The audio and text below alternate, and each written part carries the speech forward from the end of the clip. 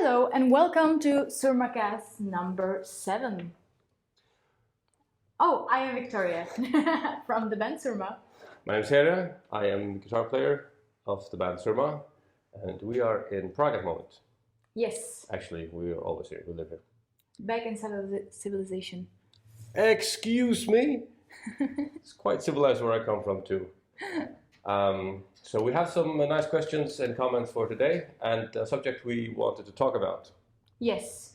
The subject is, and we are very curious about your answers. What was the subject? Yes. The subject was, what did you want to become when you were young? Like, what kind of job did you want to do? What was your dream? Yeah, that's very interesting because it was not rockstar, I can tell you. Really? And how about you? Well, it changed a lot. It changed a lot for me, like every 3 years, I guess. Yeah. But no, it was not rockstar until later. Yeah. So let's start. I want to be an astronaut. I was fascinated by space, the solar system and the planets and everything. And, you still are. I still am, deeply. But what it takes to become an astronaut is not what I have. You have to be extremely good at math or some hard science, which I never was. I don't have a natural talent for math at all. Then I wanted to become underwater biologist, or what do you call it, marine biologist. Underwater biologist. Okay. And I remember there were these tests you could make.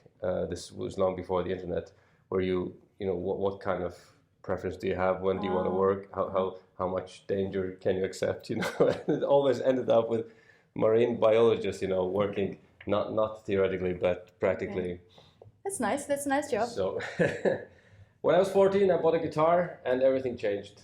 That was pretty soon, actually. Yes, but when I was in my late 20s, I decided to become a rock star.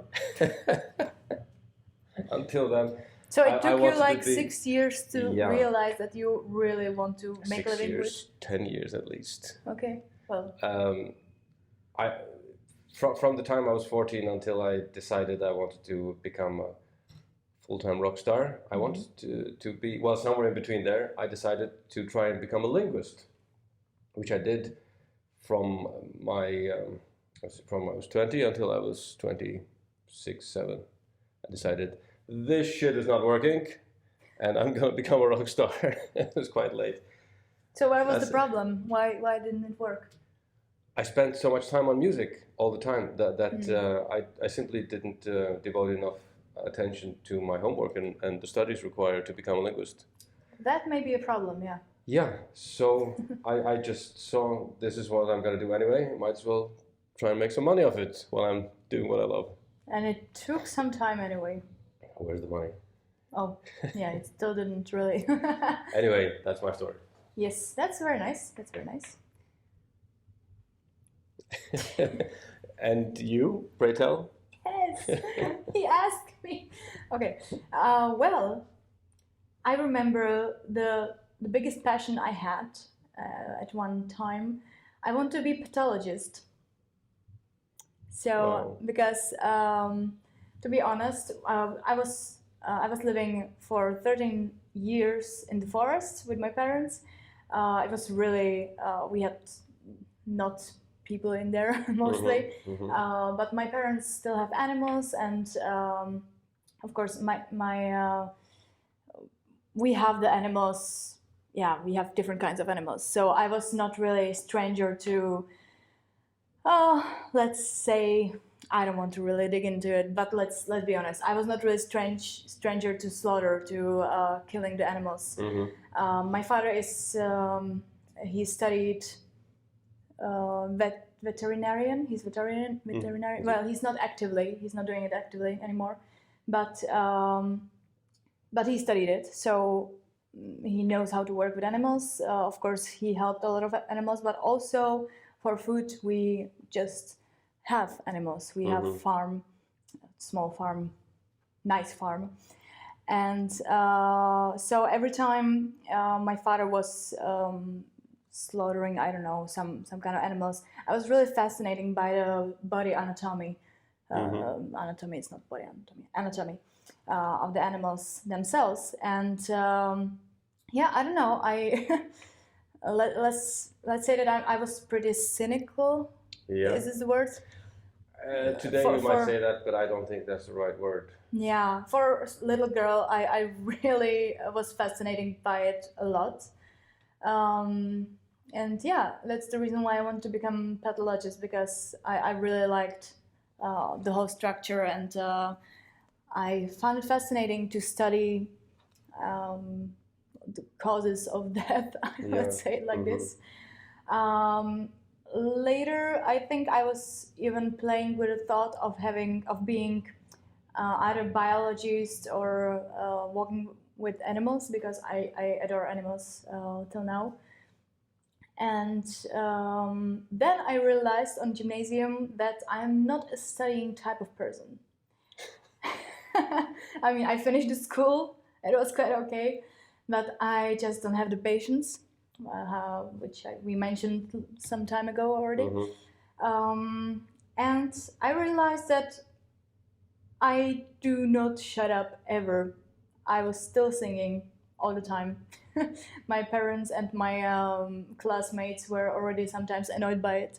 So I just realized, hey, when I love it so much and when I do it so much, maybe I should try to go to conservatory.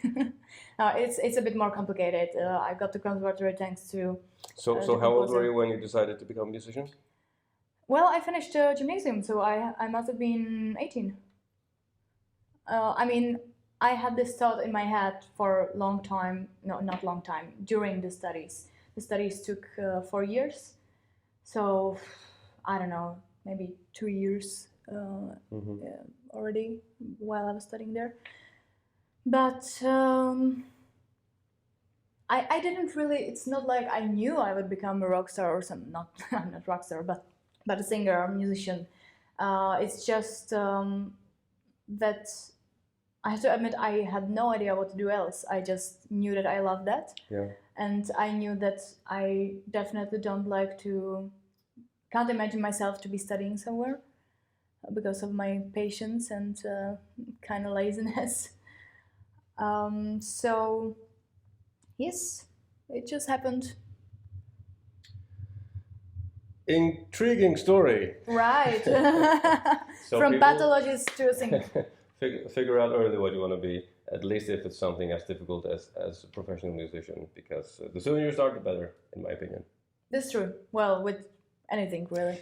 There are some things you have to study for a very long time, but if you have to be interested. If you do the study, you're guaranteed a job. But that is by no means the case in music.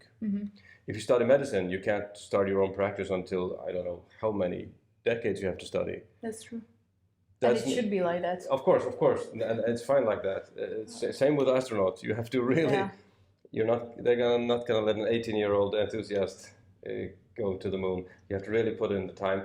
And but if you do, you're pretty much guaranteed a job in some cases. And I'm just saying that's not the case with music. You have to start very early, and if you become very good and you're lucky, you can make it. Yep. Anyway, depressing subject. It's not a depressing subject. It's we nice. have some questions and comments for today. No, yeah, I should repeat that. I'm really curious. What was your dream when you were little? Yes, please tell us in the comments below. Now. Questions. Well, let's start with a comment by Philip Russell. Hi again. Wow, this felt like my own personal episode talking about episode 6. Thank you for answering. I hope you both are both are enjoying your Yule time. We did. I'm glad to hear that the Faroes are supportive of culture after finding Tyr Can you? I'm sorry. Can you not speak too far from the microphone? I'm sorry, I'm trying to read. Yes, you could take the computer closer instead of No, you. I could not. Okay, good.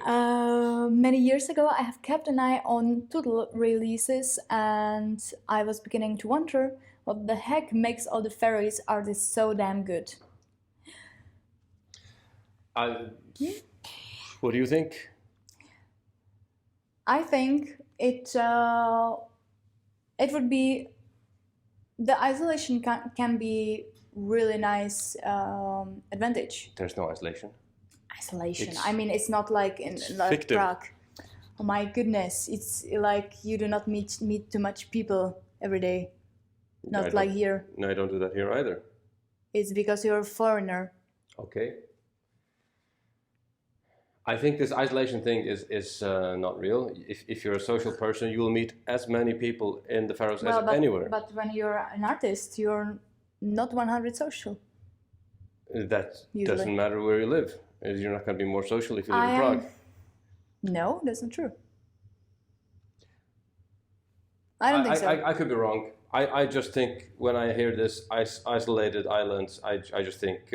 I don't mean it like completely isolated, but for example, my colleagues from the music industry, when there is no lockdown, of course, they are almost partying every night with other colleagues because of theaters, because they have bars in the theaters, because they have those possibilities. You don't really have theaters there. You don't have bars in the theaters. You don't have so many options like that. True. But I've lived. I'm not the most social person. That's true. But I've lived in Denmark, the Faroes, Iceland, Norway, Germany, and now in Prague, and I never felt isolated. And in between, I've always been in the Faroes. I've never felt isolated. I don't think there's. Honey, you are just not the right example. Maybe I'm not. To continue the same subject in a different way, there's this contest, the Wacken Metal Battle was in the Faroes many times, the Faroese version, and some international judges were invited, and they said they thought the songwriting talent in the Faroes was exceptional. Mm-hmm. And I think they might be right about that. There's some creative spirit that is, it's not unusual, but it's very concentrated at least. Like there's a lot of I guess you have good songwriters. You have good inspiration from your old music. That could be. I don't know. It's hard to say. But anyway, I'm just saying that's what they thought. Anyway. And what I wanted to say on the first time, oh my god, I hate when he just jumps into my thoughts. I would just throw him away right now. She's just talking.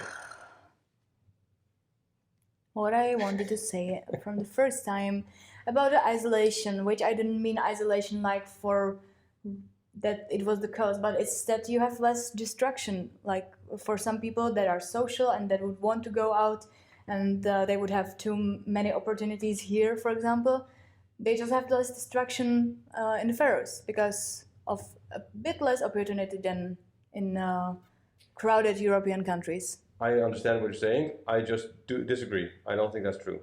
Good. I'm leaving this flat. And I think the nature can be a nice inspiration. That might be, yes. But there's nice nature here too. It's just a bit farther away. We don't see it. Depends where you are. Yeah, we don't see it out the window here, or very many places. Fascinating. Can we go to the next question? Okay. Sarah. Hello, Sarah. Hi. Okay, I have a question for the next time. How do you maintain good nutrition when you are on tour? I know that you haven't been able to tour yet, but I'm going to ask anyway. Well, you had the possibility to tour a lot. Let's start with this one, then there is another question. Yeah, when we tour in the US, for example, it's hard to find good food. Usually they give you buyout at the venues. That means they, instead of feeding you, they give you money and you find your own food. And usually the cheapest and easiest and most available food is fast food. What we try to do when we're on tour in the US is stop at Walmart on our way between venues and buy decent, cheap food and just keep it in the bus for ourselves. It's a bit time consuming and difficult, but it's possible. In Europe, it's much easier. Every venue will feed you properly, and there's a huge variety of foods to choose from. Most of them very healthy, some of them not. But if you want to, you can eat healthy. Easier in Europe, but it's possible in the US and elsewhere. It's kind of hit and miss. There's really only two places where the heavy metal infrastructure is really developed, and that is Europe, Western Europe, and the US. In other places, it depends completely on which promoter you have, which local booker and their attitudes. Sometimes it's very good, like we were in Kyrgyzstan. It was I'm thinking about Kazakhstan. Amazing food. We were very well treated, very well fed. Sometimes you come to other places where it's less impressive. And then there's fitness. I love to go running when we come to a new city to take a look at it and to get some exercise.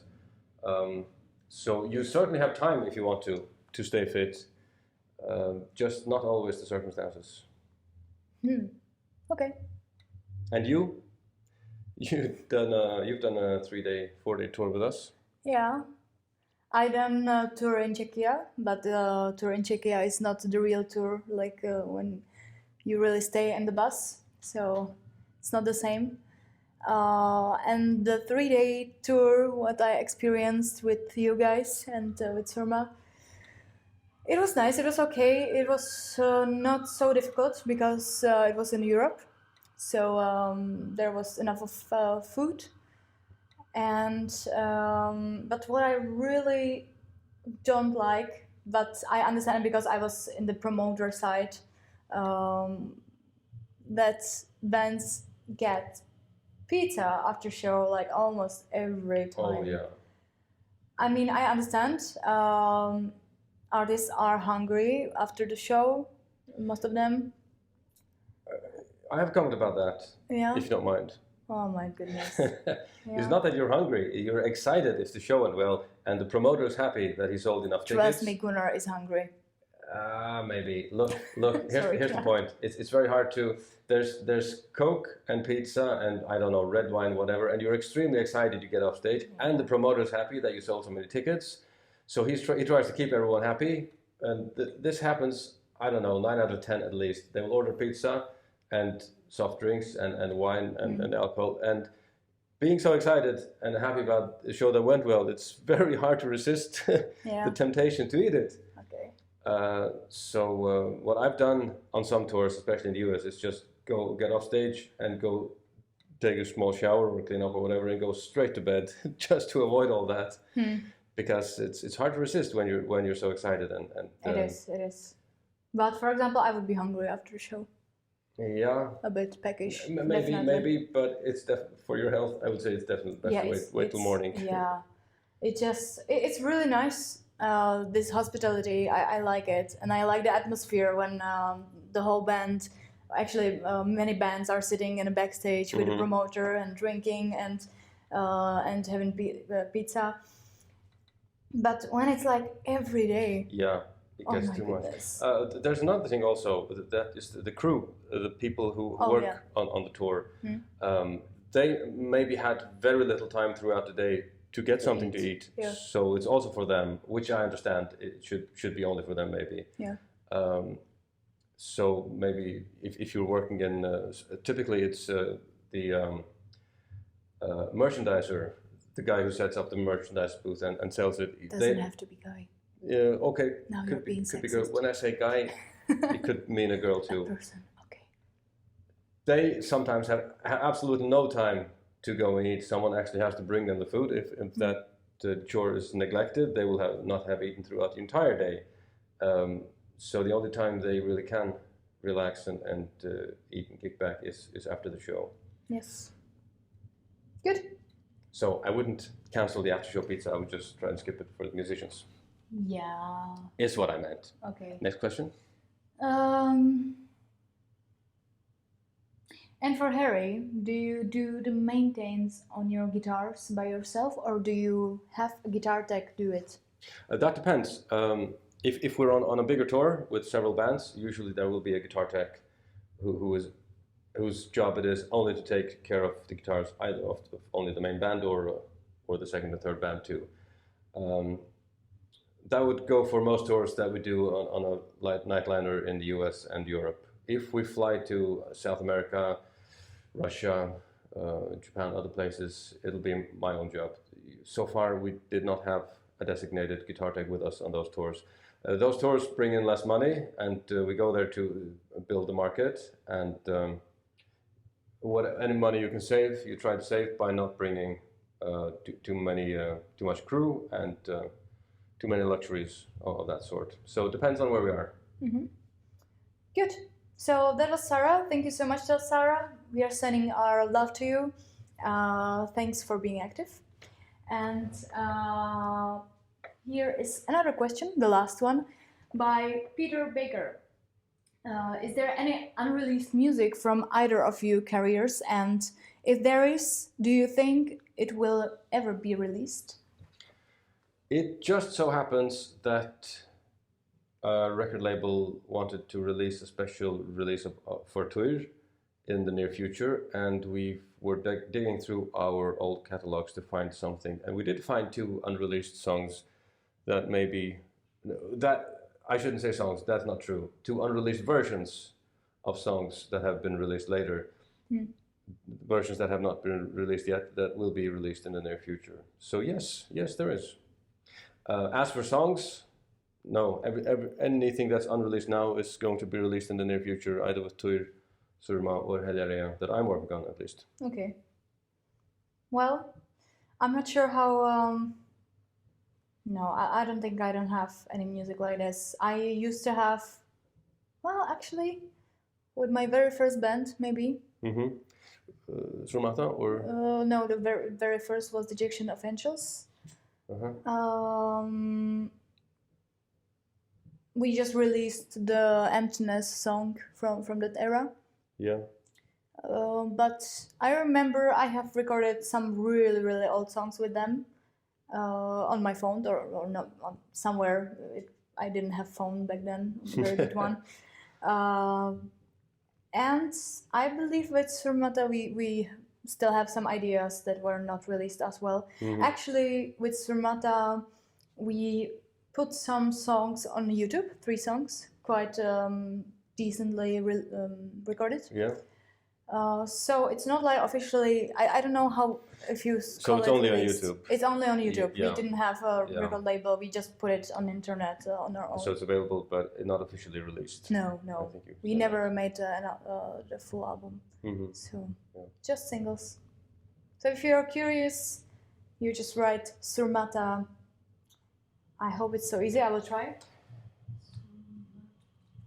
Anyway, this is Surmacast, and we release episodes every Monday at 5 p.m. Central European Time. Mm-hmm. And you can find us on Instagram, on Facebook, and on YouTube. Links below.